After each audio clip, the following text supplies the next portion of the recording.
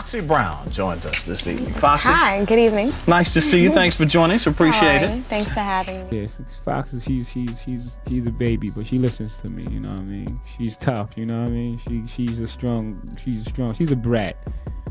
But she listens to me, so it's cool, you know what I mean? This was allegedly a romantical thing. It's all right, I'll say alleged, but we know. Yeah, she hit it before Beyonce. Allegedly. Prepare to be stunned by Foxy Brown's recent bombshell revelations about Jay-Z. The music mogul, renowned for his immense influence and revered status, finds himself at the center of controversy as Foxy refuses to stay silent any longer. In a bold move, she's taking a stand against what she perceives as Jay-Z's misdeeds, sparking a conversation about accountability in the realm of the rich and famous. So what's the tea? Let's dive into Foxy's jaw-dropping claims and uncover the truth behind the glitz and glamour. That I've been able to overcome adversity and basically come out unscathed. Foxy Brown, also known as Inga Marchand, has recently shared insights into the challenges she faced during her youth on her path to rap stardom. According to reports, she has alleged that at the age of 15, Jay-Z, then 27, played a role in her early experiences. There are rumors circulating that suggest he funded her shopping trips and pampering at hair and nail salons during her high school days, purportedly in exchange for intimacy. In the beginning, we'd jump in the van, we'd go to Maryland, we'd go anywhere, you know what I'm saying? Additional claims are circulating, indicating Jay-Z's possible preference for relationships with transgender individuals. According to these reports, Foxy Brown became aware of this when she allegedly faced harassment from a member of that community following her rumored association with Jay-Z. The situation reportedly intensified due to an alleged health issue, adding another dimension to the unfolding story. Just like that, I think about what I'm gonna say. Okay. You know what I'm saying? I think about what I'm gonna do, but it's... Apparently, there's been quite a lot of surprising information coming from Foxy Brown, suggesting that Jay-Z's personal life isn't exactly what people might think. These claims indicate that there's supposedly a video recording of a particular interaction between Jay-Z and Foxy Brown, which wasn't exactly private. What makes it even more interesting is that Jamie Foxx, famous for his role as Wanda on In Living Color, is said to be involved in this situation as well. This was allegedly a romantical thing. It's all right, I'll say alleged, but we know. Yeah, she hit it before.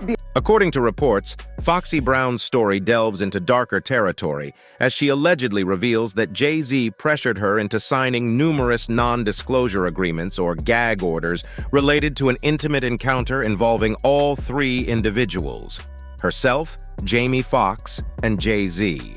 It's implied that this encounter was indeed a threesome. But if you gonna be mad at R. Kelly, you got to be mad at Jay-Z. Foxy Brown said Jay-Z was putting that harsh on her when she was 15, 16. She said the man got a hold. As the story unfolds, the alleged videotape of this encounter mysteriously disappears from Foxy Brown's home shortly after the incident.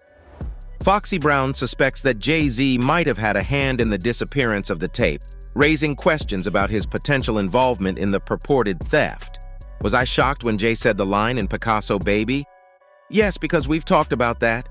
We have a history that supersedes music, Foxy said on Rap Fix. I think he began to feel the pressure because people were saying my age, the age thing, 15, 14, and after a while that gets to a person. The Jay I know, the Sean I know, never comes out of character. But the saga doesn't end there. In addition to these remarkable assertions, there are hints that Foxy Brown may have alluded to another intriguing aspect of Jay-Z's life. Allegedly, she suggested a deeper connection between Jay-Z and NBA player Larry Johnson, implying that their relationship might have transcended mere friendship.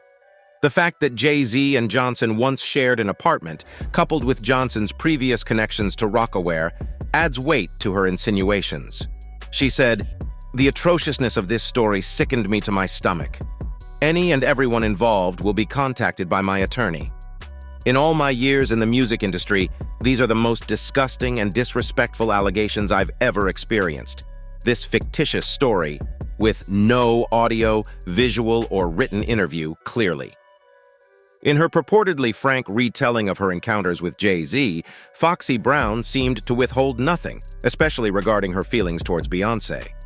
Her sentiments towards the global superstar were anything but flattering. Foxy Brown was unequivocal in her candid comments about Beyoncé.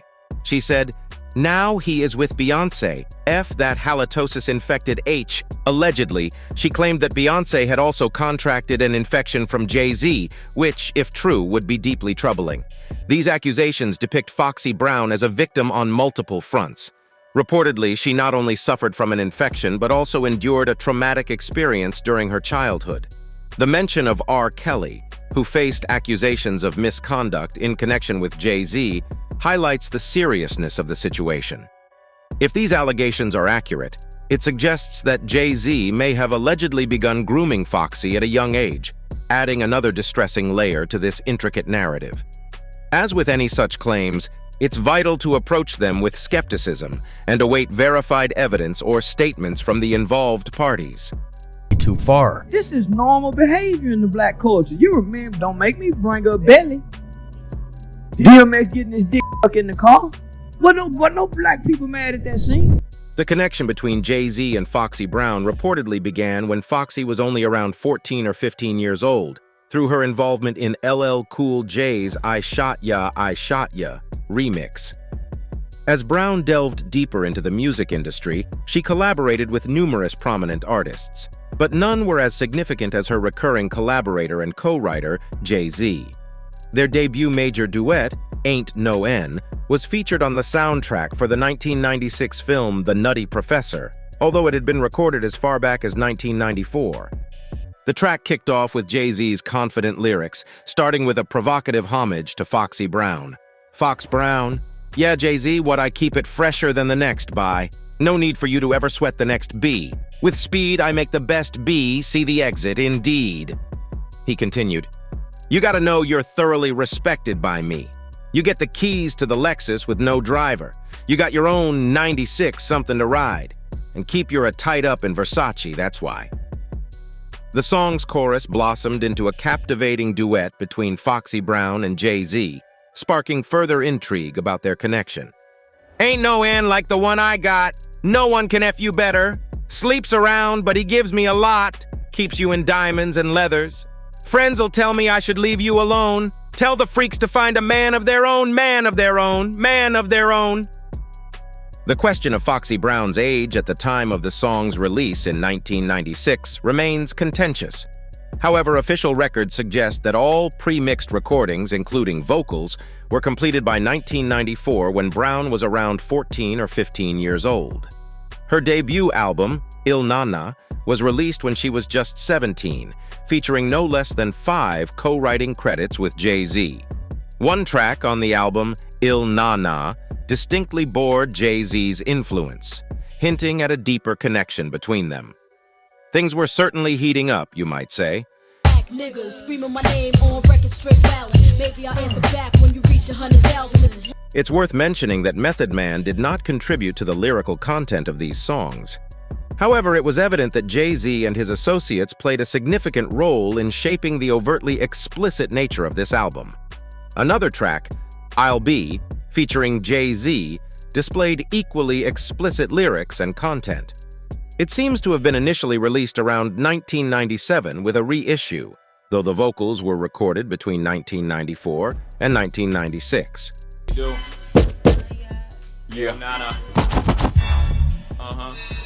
That being said, the most captivating aspect of their connection was the persistent rumor that Jay-Z and Foxy shared a secretive relationship during the 1990s. Despite neither of them publicly addressing these claims at the time, it's undeniable that Foxy and Jay shared an exceptionally close bond, both within and beyond the recording studio. While Foxy Brown was unquestionably a remarkable performer who left audiences wanting more, it was Jay-Z's frequent inclusion of her in his tours that raised eyebrows. Additionally, Foxx once remarked, "In all my years in the music industry, these are the most disgusting and disrespectful allegations I've ever experienced. This fictitious story, with no audio, visual, or written interview, clearly was concocted with malicious intent." Many people were left pondering whether their connection was simply a friendship or if there was something more beneath the surface. Why did they choose to remain silent on the matter? Well, one crucial factor to consider is Foxy Brown's age when she first crossed paths with Jay-Z. Allegedly, she was only 15 years old at the time, whereas Jay-Z was 27. She remarked, "Beyoncé, his wife, has always been gracious and sweet to me. I will not let any undercover hater create discord and disrespect my name and reputation. This disrespect will not be tolerated." This is where things start to get rather peculiar. Foxy would later sign a contract with Def Jam, and only afterward did allegations surface suggesting a romantic liaison between her and Jay. Once again, Foxy vehemently denied these claims, insisting that her connection with Jay was rooted solely in their shared passion for music. Nevertheless, the circumstances surrounding a 27-year-old man's friendship with a 15-year-old girl undoubtedly raise eyebrows. That day when we get a little more intricate with it, we go for distribution and things like that. That's when I want to see. Their undeniable on-stage chemistry often led Jay-Z to invite Foxy to perform with him during his tours, all while Foxy was still in her teenage years. The situation drew comparisons to the Aaliyah and R. Kelly scandal of that era, as they seemed remarkably close. Always seen together, mingling in the same circles and partying together, it sparked speculation about the true nature of their relationship.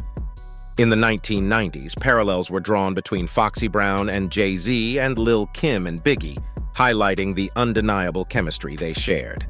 With Lil' Kim and Biggie's relationship being more than just friendship, it was natural for people to wonder if Jay-Z and Foxy had a similar connection.